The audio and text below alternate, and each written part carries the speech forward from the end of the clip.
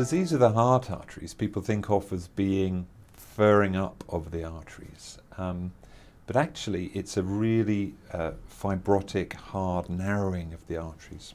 The arteries run over the surface of the heart and they supply the heart muscle. And if they narrow up, that's what causes problems, which is chest pain or even heart attacks.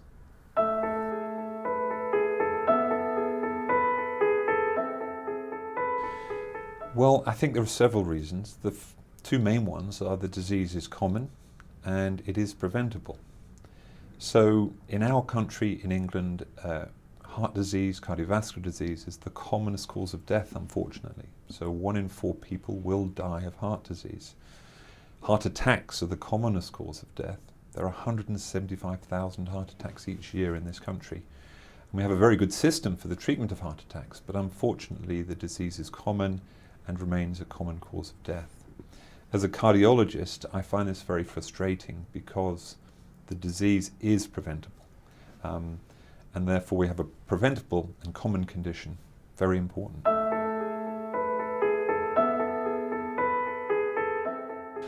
The main methods for the prevention of heart disease are exercise and diet. So regular exercise, 30 minutes a day, aerobic exercise, that means walking, swimming, running, are shown and proven to reduce the risk of heart disease. Diet is extremely important. We think of the Mediterranean diet, so that's vegetables, fruit, fish, white meats. Unfortunately, obesity and diabetes is increasing, and we hear a lot about that in the news. And down the line from obesity and diabetes, we see heart problems. So it's really important to keep these things under control. So the mainstays are exercise and diet. Of course, smoking. Smoking remains a real problem and is one of the commonest causes of heart attacks.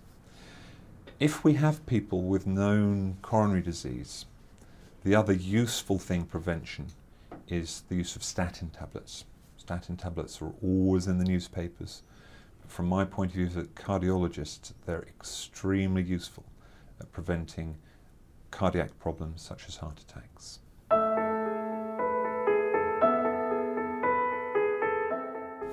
Angina, the key feature is that the symptoms occur with exercise. So when you're walking briskly or going up a hill, you might have some symptoms in the chest.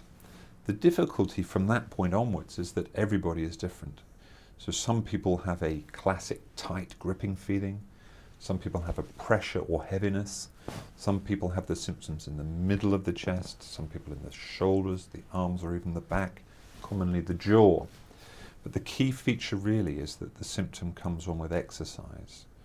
So when we have patients who give a classical history of angina, then that's relatively easy to guide investigation and management. Unfortunately, not everybody is a textbook and not everybody gives the classical history. And sometimes we have to be more suspicious about more subtle symptoms, such as just breathlessness, particularly in diabetic patients.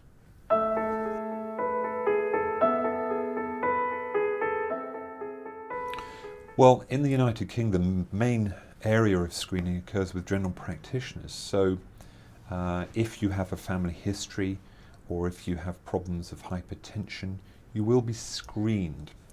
Now, essentially that means having your cholesterol checked and to make sure that that isn't high and to see whether you are at risk for vascular disease and disease of the heart arteries. Unfortunately, that will miss a lot of people.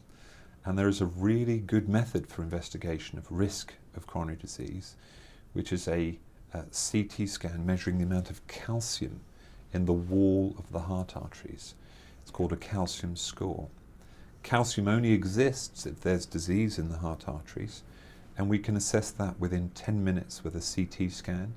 And the more calcium there is, the more you're at risk. So personally, I think that's a really useful investigation to consider if you want to know whether you're at risk for heart disease.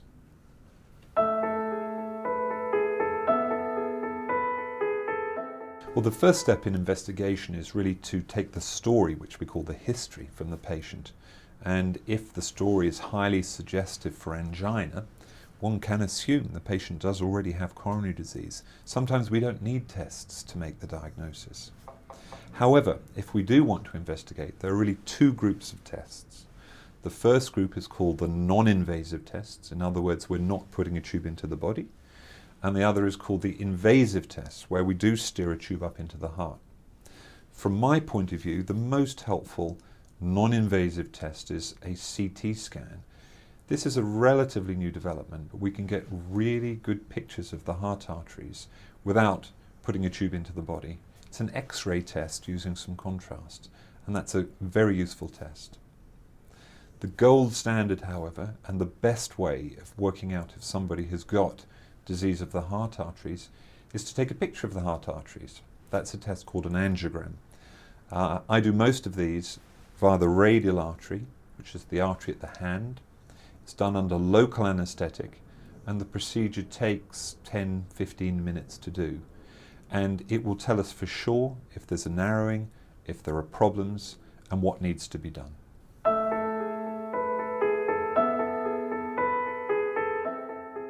A coronary angiogram is the gold standard, or the best way of finding out if a patient has got furring up or narrowing of the heart arteries.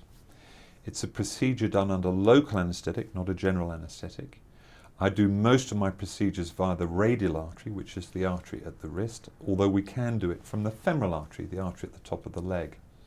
Under X-ray control, we steer a little tube, it's called a catheter, right up to the heart, and then inject dye into the heart arteries and take pictures of the heart arteries.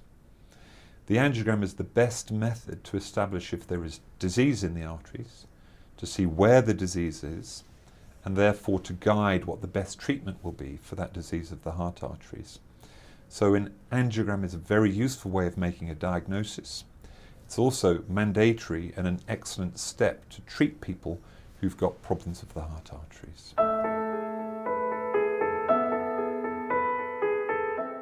Once we've established somebody has got disease of the heart arteries, there are really three forms of treatment. The first is medication or tablets. The second is a stent treatment where we open the narrowing with a metal tube. And the third is a bypass operation.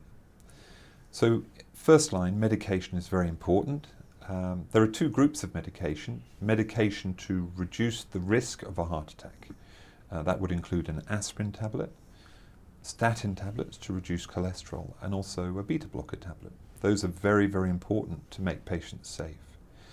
The other groups of medication are to control the symptoms of tightness or angina, and those would include medications such as a spray under the tongue called GTN or a nitrate tablet.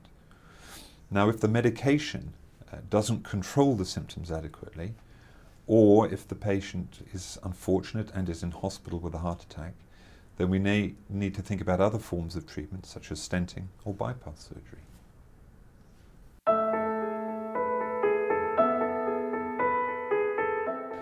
Well, if somebody has a narrowing of the heart artery and they have bad symptoms despite medication, or if they're in hospital with a heart attack, we can open up that narrowing. And it's done using a balloon and a metal tube, which is like a mesh called a stent.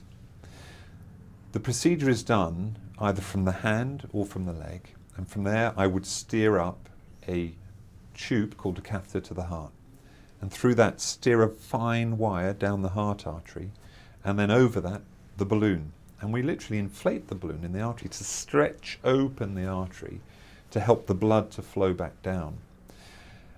It's been shown over years that if you just open with a balloon, over time that narrowing is going to come back again. So afterwards we slide another balloon with the metal tube on the outside and squeeze it into the wall of the artery to act to create a channel. And that metal tube is called a stent. They've been a fantastic advance in the treatment of heart disease. It's something I spend a lot of time doing for people with angina or with heart attacks. And it enables us to treat people as a day case for serious narrowings of their heart arteries, when in the past they may have had to have major surgery. So a stent is a metal tube for the treatment of a narrowing in the heart artery for patients with angina or heart attacks.